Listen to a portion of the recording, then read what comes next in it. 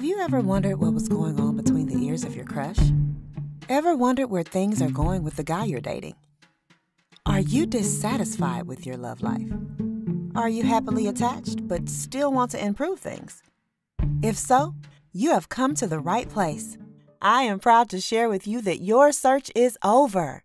You are now listening to What is he thinking? What is he thinking? What is he thinking? The dating and relationship podcast for the benefit of women from the perspective of men. And now, without further ado, your host, Alexander B. Stevens. You are now listening to the authentic male perspective on dating and relationships. Season 2, episode number 18, episode number 40 overall. Let's go.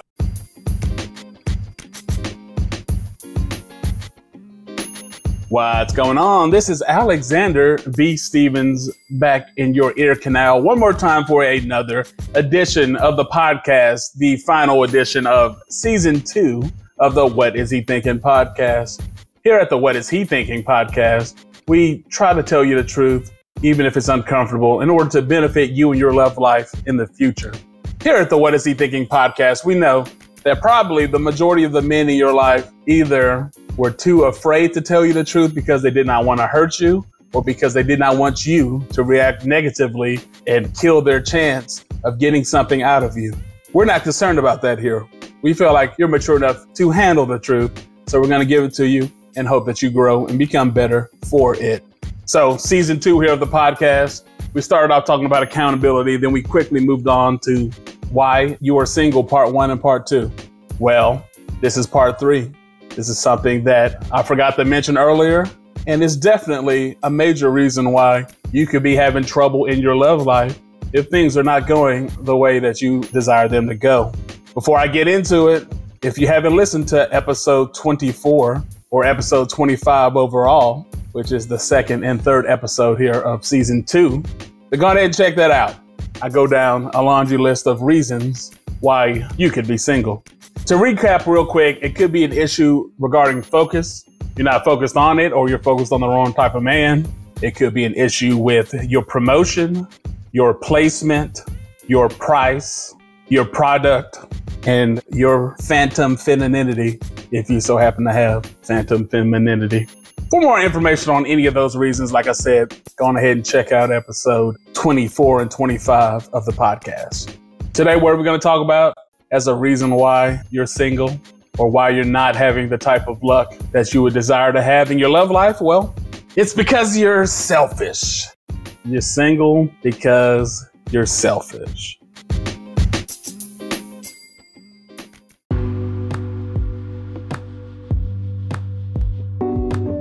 Women who look at relationships with men and think about, what will this man do for her?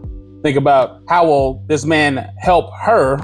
How can he facilitate her dream? And that's the main way that they look at relationships. These are individuals that they could date somebody for a few months or maybe even a year. But as far as something long-term and serious, as far as marriage, not really going to happen. If it does happen, odds are it will be toxic. If you as a woman are looking at relationships and it's about what you can get out of them, you're not thinking, or you're not looking at them in a manner of, who would I be happy and willing to help? Who would I be happy and willing to assist? Who would I be happy and willing to serve? Have an exchange of, I do this for them, they do this for me. Who would I be happy and willing to help fulfill their vision? If you're not looking at a man or relationships in that manner, odds are you're probably too selfish to be in a long-term successful relationship. And if you don't like any of those, at the very least, you need to be looking at dating, looking at relationships in the manner of, instead of what can he do for me, does he have the same goals and vision as I do long-term, that we can team up and help each other out in order to achieve them? So if none of those ways that I just described is your mentality when you're out here in the dating market, that's a major problem. And it's probably the reason you're by yourself.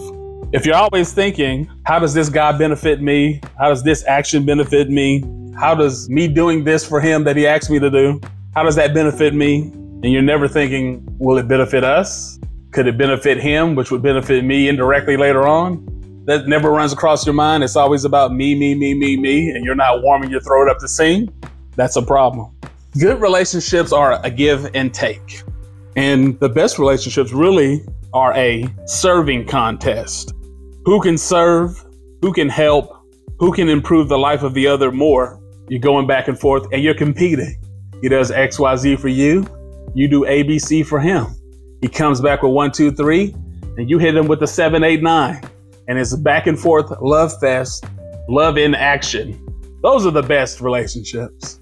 Not you sitting on a perch or sitting up high, looking down low, trying to find the man who will serve you the best, who's the most willing servant. No man is interested in a relationship like that. And no man is interested in being with a woman long term that doesn't do anything for him except exist and look cute and occasionally help him out in the bedroom. If that's all you bring to the table, then you're going to be eating dinner at that table alone. Now, there's been a change in the way that people talk about relationships, more specifically women, over the last 30 years. There's a whole bunch of partner talk. I'm looking for a partner, a life partner, a soulmate, things of that nature. First of all, soulmate, Alexander B doesn't really believe in those. Maybe I'll do a podcast episode on that. Maybe I won't. But as far as this partner type thing, yes and no. Partner kind of implies that there's a time limit on your time together. It kind of implies that y'all are on the same level and y'all are the same. And men and women are not the same. And the type of men that most women want isn't necessarily even on her level either. Women like men who are slightly better than them. Let's just be honest. So if you go in thinking partnership, your mentality might be off. In my opinion, it's better to think of relationships as you're looking to join a team. You're looking to be a teammate. It's a team of 3, you, him, and the one who's most high. And if you don't believe in God, then hey, you, him, and the universe, or whatever you want to say. But if you look at your dating relationship, if you look at your situation as you're looking for a team to join and you're looking to be a teammate, then maybe that will help out your mentality.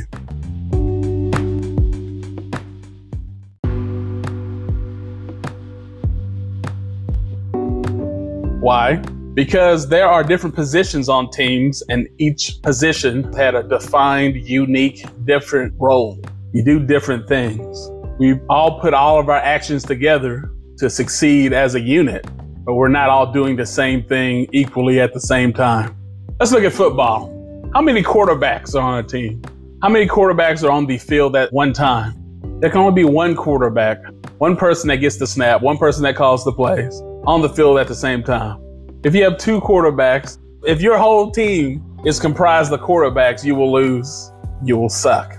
You need somebody blocking. You need somebody running the football. You need somebody running patterns to catch passes from the quarterback if you want to have a successful football team. So if you're looking for an accomplished, intelligent man and one you can look up to that you're proud to have, then odds are he's going to be the quarterback on the team that you join. So if he's the quarterback, you as the receiver or you as the running back don't need to be thinking about me, my stats. What can I do? No, if you're a teammate, receivers know that on some plays, they're not going to get the pass, but they need to run their route anyway to distract the defense away from the other guy who's going to get the pass. Some plays they need a block for the running back. It's not all about you. You do different things. You're not calling the plays. You're not throwing the pass. So you're not doing the same thing as the man. And sometimes you do things, you sacrifice yourself, or you do things that on the surface might look like it's unrelated, but in reality helps out somebody else on the team, helps them do their job better. If women could start viewing relationships as I'm on a team, that's a football example. Let me give you a basketball one. Only one person typically brings the ball up the court when they start the play. You have a main person who's the best dribbler and typically the best passer. He brings the ball from under the basket. He brings it into the offensive half of the court. He starts the play. He makes the pass to the scorers. He makes the pass to the other people in order for their offense to run smoothly. Everybody can't be the point guard. Everybody can't be the one dribbling up. Everybody can't be the one standing in the corner waiting on a 3. And everybody can't be sitting underneath the goal waiting on a rebound. There's different positions, different jobs that need to be done in order to have a successful basketball team. And like I said before, if you're looking for an accomplished man, then you're looking for a point guard. He calls the plays, he brings the ball up, he initiates things, and you respond off him. Sometimes you're going to have to screen a player for somebody else to get the pass and shoot the shot. Sometimes you're going to have to screen a player so that the point guard can take it to the hole himself and lay it up. Regardless, I don't want to get too deep in these sports analogies, but the point is, A, you two have different roles. B, it's not all about you. You have to sacrifice yourself for the team sometimes. C, everything that you do doesn't have a direct, immediate benefit to yourself. Sometimes the purpose of it is to benefit others. Sometimes you're serving your teammates. Sometimes you're a distraction. Sometimes you're just a helper. This is the mentality that you have to get into your brain if you want to have a successful relationship. You're not going to be the bride on wedding day every day of your marriage. Sometimes you got to serve. The majority of the time you're going to have to serve and help and maybe play a background supporting role. If you want to be the star, or if you want to be selfish and have everything about you, then being in a healthy, long-term, serious relationship might not be in your future. If you can't find any joy in someone else having success, or you don't find joy in helping somebody reach their success or be the best that they can be, then in my opinion, that's somewhat of a character flaw. But regardless of my opinion or not, this is something that's going to decrease the odds of you having a successful love life. If you can't be glad for your teammate, for your quarterback, for your point guard win or gain, especially if them winning means you win, if them succeeding means you get to enjoy some of the spoils of the victory. If you can't be happy for that, then you're not really relationship material. So ladies, it's time to start re-examining your mindset and your philosophies when it comes to dating, men, and relationships. If you're enjoying the show so far and you want to ensure that the new episodes keep coming, please go donate via Cash App at $WhatIzHeThinking. That's $WhatIzHeThinking. Now, I talked to my wife about this. Actually, she gave me the idea for this podcast episode because I guess I'm not going to say why. And these are some of the things she told me. Like I said earlier, relationships are give and take. So if you're all about the take, and you don't give, then you'll be by yourself. My wife told me that she notices that it seems as if a lot of women seem to give to the wrong man at some point in their dating life, whether that's college, sometime in their 20s, maybe even high school. And then, of course, when you give to the wrong man, things don't work out regardless, or he doesn't benefit you by you benefiting him, and things crash and burn. And then the ladies get bitter because of this one bad experience that they had earlier in their life. So then they're like, forget this giving stuff. It didn't work. Side note, this podcast and pretty much any how-to help me book or any religion or whatever, we give best practices. We give you advice or ideas on what you should do to give yourself the best chance at success. Notice I said best chance at success. There's pretty much nothing that's 100% guaranteed. Everything is percentage. So if doing it this way is a 70% chance of success and doing it some other way is a 40% chance, the advice I'm going to give you is a 70% success rate chance advice. But that still means that 30% of the time you can do everything right and it'll still blow up in your face. That doesn't mean the advice was trash. That means, hey, nothing's perfect, nothing is guaranteed. You need to find somebody else. Still use those best practices, and odds are things will work out. Anyway, going back to what my wife was talking about, these women get bitter because things didn't happen the way they wanted to happen with the guy that they served or they helped out or they were unselfish with one time.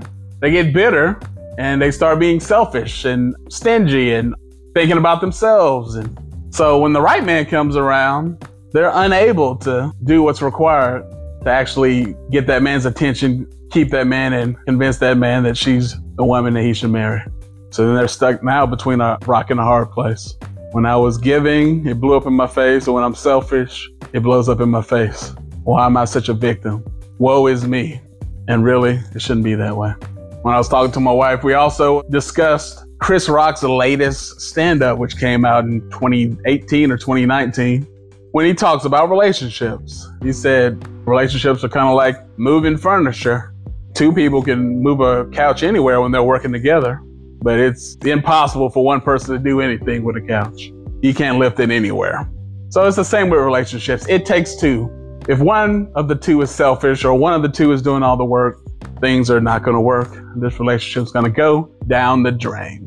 Another point that my wife brought to my attention that I thought was pretty interesting is if a person, I guess we're talking about women, so let's say, if a woman is so worried about themselves, in the long run, you don't really end up getting as much as you could have got if you thought of others more or if you were more of a giver. You end up being so closed off that you miss out on the gifts, talents, and favor of others. So I think she meant by that stingy people and selfish people push away givers. I mean, let's look at networking when it comes to work, for example. The person who's outgoing and is willing to do favors for others is going to attract way more people and a way larger network of people who want to do favors and help out him or her when they need it. Similarly with relationships, the stingy, selfish, all about themselves person will push away the giver. And in reality, the person who's stingy and only thinks about themselves, the selfish person, ends up blocking their blessings when, if they're more loving, more giving, and less selfish, that there could be a lot of people or one special person in their life that will give them the world just because of how beautiful a person you are inside. Last point that me and my wife discussed regarding this subject is when you're in a relationship, sharing ideas and sharing things help you grow as a person and helps you learn more than you would if you didn't share. This is a benefit. This helps you as an individual out greatly in the future. But if you're not a person who shares, if you're not a person who gives, then you won't get this benefit for yourself in the future. And eventually your relationship will crash and burn. Hey there, are you listening on YouTube and like what you hear? If so, then why don't you smash that like button and share this episode with a friend? Not listening on YouTube? Feel free to share the episode and give us a 5-star review on Spotify and Apple Podcasts.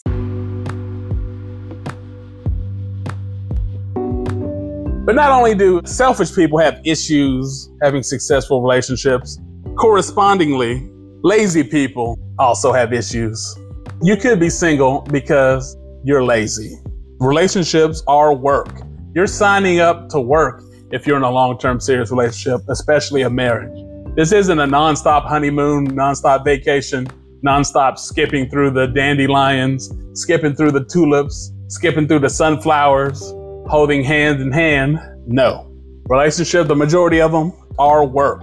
It takes work and effort to do for others, to do for your future kids or your current kids. It takes work and effort to change how you do certain things so that you can fit together with somebody else when y'all are living under the same roof.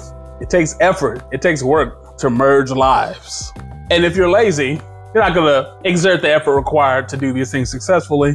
Therefore, your relationship will be trash. The things you're doing as a single person become more difficult because you're no longer a single person. You're now 2 or 4, depending on how many people live in your house, how many people are in your family. Laundry, dishes, everything's more complicated. There are things that have to get done. Now, does everybody in the house have to do the same thing to the same degree? Are we counting the dishes that the husband does versus the wife? And we got to split everything down the middle 50-50 and we're keeping score and no. That is not going to be a successful formula. And furthermore, like I was saying earlier, if you're lazy and don't want to do the extra work, then you might need to be by yourself because relationships are work and lazy people either stay single or become single shortly thereafter their partner discovers how lazy and selfish they are. And being selfish, being lazy is a mindset, and some think of it as a cancer that will destroy a relationship, that a relationship cannot live through or beyond, no matter how much chemotherapy and radiation that you get. Some people are selfish by default because they are lazy. They only have enough energy to do what can directly benefit them in the short term. They don't have energy to do anything that could benefit somebody else, even if it would benefit them in the long term. They don't think that far into the future. So some lazy people end up seeming like they're selfish because they behave the same way a selfish person does. Anyway, I think you guys get the point.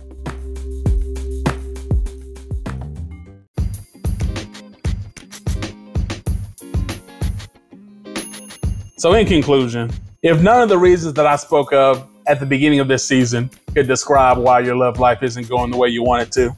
Could describe why you're single. Price, placement, femininity. None of those things was the reason why you're single. It could just be this. It could be you're selfish and or you're lazy. Lazy people don't succeed in relationships. Selfish people don't get in relationships, or they don't stay in relationships. If you're not known as a giving person, if you struggle making friends, keeping friends, if you're not looked at as the person that people come to help get things done because they know you're reliable and dependable in that way, and you also are a server with a giving heart, if you don't have that type of reputation, you might be single because you're selfish and or lazy. My name is Alexander B. Stevens. This is the What Is He Thinking podcast. We hope that your tomorrow is better than your yesterday, and we'll see you next season.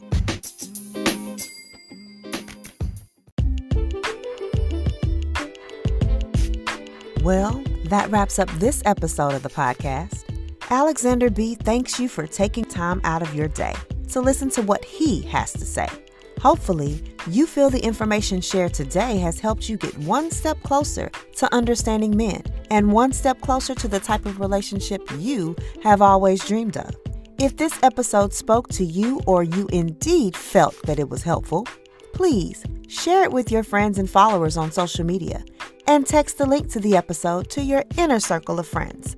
If you have a future topic suggestion or need any clarification about anything that was shared during this episode, feel free to email the show at WhatIzHeThinking@gmail.com or follow and DM the show on Instagram at WhatIzHeThinking_podcast. Be clear and concise with your message, and Mr. Stevens will do his best to accommodate you. Once again, we appreciate you lending us a listening ear, and we hope your tomorrow is better than your yesterday. Enjoy the rest of your week. The podcast that is here to help you win with men. Signing off. Until we speak again.